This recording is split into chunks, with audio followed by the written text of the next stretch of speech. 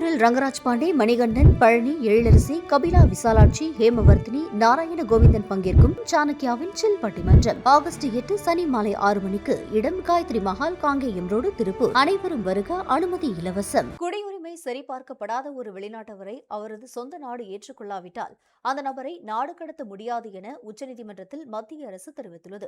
வெளிநாட்டவராக அறிவிக்கப்பட்ட நபர்கள் நாடு கடத்தப்படாமல் வடகிழக்கு மாநிலமான அசாமில் காலவரையின்றி தடுத்து வைக்கப்பட்டிருப்பதை எதிர்த்து உச்சநீதிமன்றத்தில் வழக்கு தொடரப்பட்டது.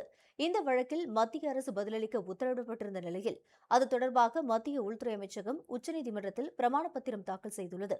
குடியுரிமை தெரியாத அல்லது சரிபார்க்கப்படாத ஒரு வெளிநாட்டவரின் குடியுரிமையை அந்த நபரின் சொந்த நாடு உறுதி செய்தால் மட்டுமே அவரை நாடு கடத்த முடியும் என்றும், அவரின் சொந்த நாடு அவரை ஏற்றுக்கொள்ள ஒப்புக்கொண்டால் மட்டுமே அந்த நபரை நாடு கடத்த முடியும் என்றும் தெரிவித்துள்ளது.